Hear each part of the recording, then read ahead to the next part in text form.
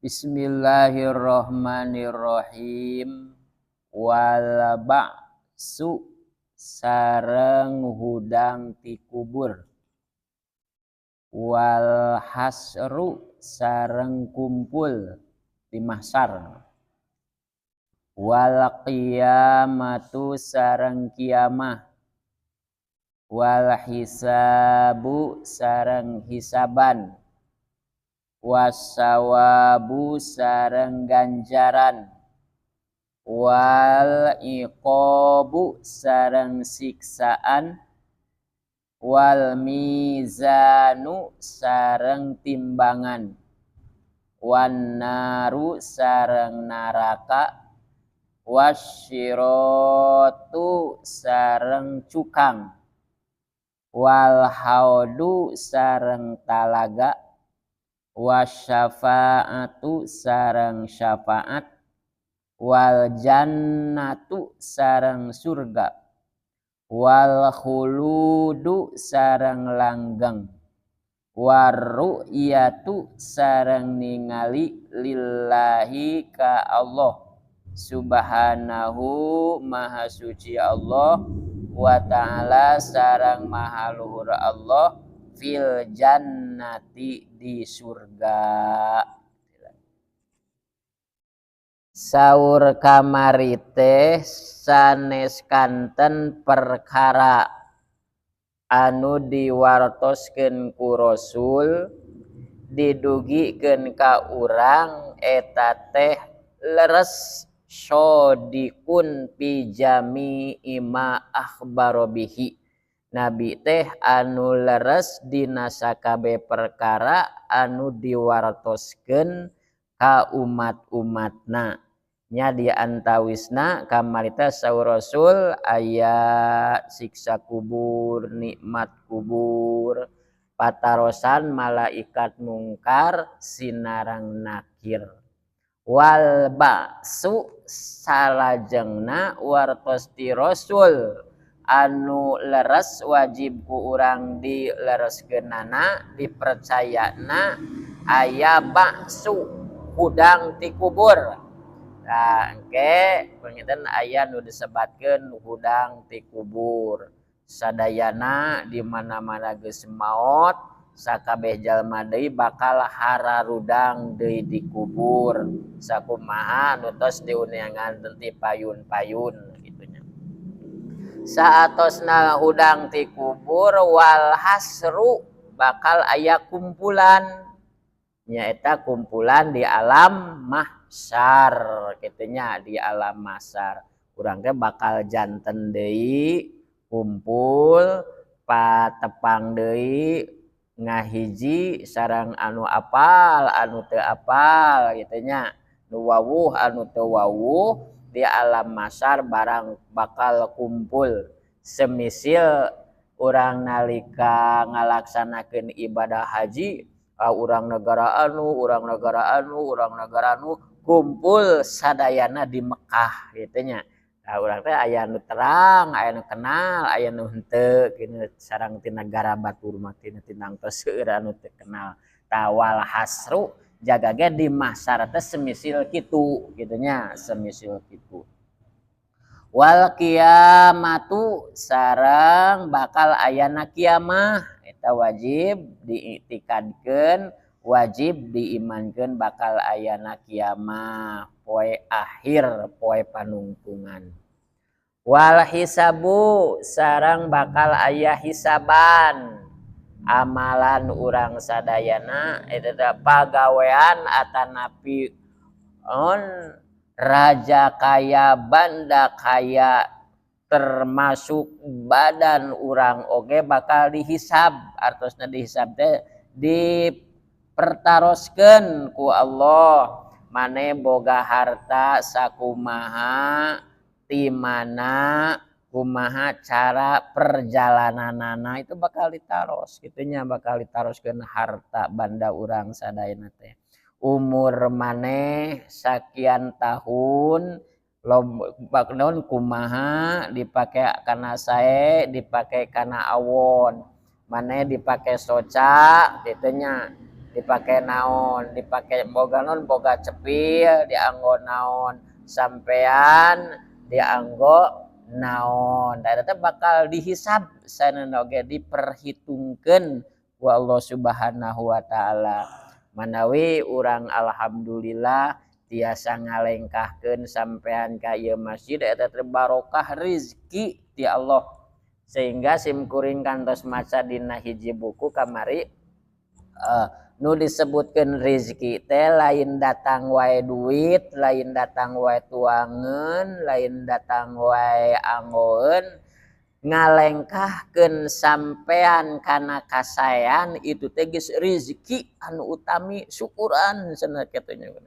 Urang tiasa ngalengkahkeun dua sampean kana pangaosan itu rezeki anu utama kitu nya, bakal meunang kauntungan ti Allah Subhanahu wa taala gitu ya. Jadi maksudna rezeki teh pengen bakal naon kengeng ganjaran gitu nya, kengeng ganjaran anu engke dipasihkeunana di akhirat ku Allah Subhanahu wa taala, anu di dunya nama eta mah bonusna gitu nya, bonusna. Salaresna mah ladang amal urang anu ayeuna kurang dilaksanakeun tina salatna, baca Al-Qur'anna, sholawat, dzikir, tahmidna, ganjaranna yang dipasihkeun ku Allah Subhanahu wa taala. Geuningan aya saurna urang teh alhamdulillah ku berkatna ngaos yasin, sholawat, urang sehat lahir batin. Eta mah lain buruhna karek bonusna teu acan anu asli mah kitu nya, buruh nu asli mah eta mah. Wal hisabu wasawabu sareng salajengna wajib ditekadkeun teh aya ganjaran gitu nya, aya ganjaran di mana-mana urang midamel kasayan maka bakal sumping ganjaran ti Allah. Wal iqabu sareng siksaan, di mana-mana midamel kaawonan bakal datang siksaan. Sakumaha awal kamari ngaran wajib teh matawa ada fa ilahu bisawab wa tawa ada tarikahu bil iqab. Nyaeta Allah ngajanjikeun di mana-mana migawe kasayan bakal dipaparin ganjaran, oge di mana-mana migawe kamaksiatan kadurakaan bakal dibere siksaan. Wal mizanu sareng timbangan amal urang bakal ditimbang, naha berat kana sae, naha berat kana goreng gitu nya, eta mizan atos dijelaskeun ti payun gitu nya, mizan. Wan haru sareng ayana naraka, naraka teh wajib ditekadkeun kana ayana atoslah langkung jelas ti payun. Wasiratu sareng aya cukang, sirotol mustaqim nyaeta anu sirotol mustaqim teh mimitina ti mauqif oge tungtungna engke kana babul jannah, lawangna surga anu dihanapeun sirot teh nyaeta naraka. Wal haudu sareng talaga, anu disebatkeun talaga nyaeta hiji kolam anu aya sateu acan lebet surga, sakabeh ahli surga bakal ngaleueut tina eta cai haod. Wasyafaatu sareng bakal ayana syafaat pertolongan nabi jaga di yaumul kiamah. Mung Nabi Muhammad bungkul anu dipaparinan widi, dipaparinan izin ku Allah bisa nyapaatan ka nu jadi hamba-hambana, ngan duka bakal kasapaatan kabeh duka moal kumaha urang gitu nya, ngan ari Nabi mah jelas bakal nyapaatan, ngan upami urang nah henteu non nuturkeun kana sunah-sunah henteu mutabaah ka Kangjeng Rasul meureunnan bakal rada tebih tina syafaat teh. Margi saur Rasul teh kieu, kullu ummatin yadkhulunal jannah, sakabeh umat kami bakal asup ka surga. Tu umat Rasul mah bakal asup ka surga illa man aba, kajaba jalma anu mungpang. Saha jalma anu mungpang teh waman asoni jalma anu maksiat ka kami nu teu nuturkeun kana perjalanan kami eta teh ngaranna teh man aba anu mungin kana surga. Wal jannatu sareng wajib diimankeun kana ayana surga. Surga teh aya. Jadi tempat terakhir kitunya keur hamba-hambana Allah. Wal khuludu sareng langgeng di surga. Tos aya di surga mah geus moal ruksak deui.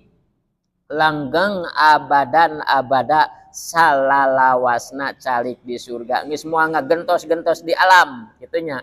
Surga teh alam terakhir.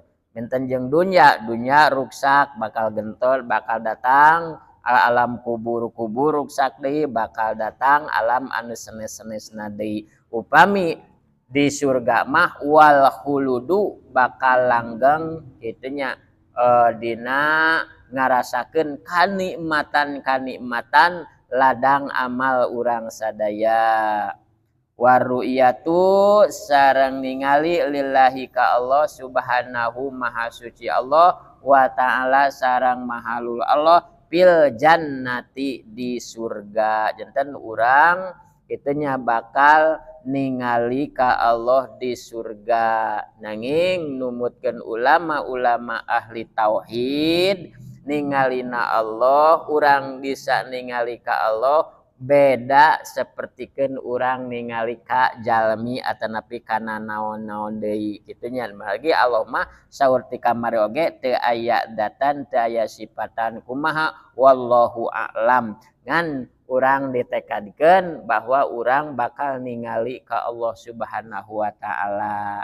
Ngan ari Allah mah ceuk dina tauhid ge beda jeung sakabeh anu anyar kumaha wallahu a'lam. Tetiasa langkung jero abi ge nyarioskeun bilih ti soledat gitu. Bilih ti soledat. Sakitu sodaqallahul adzim.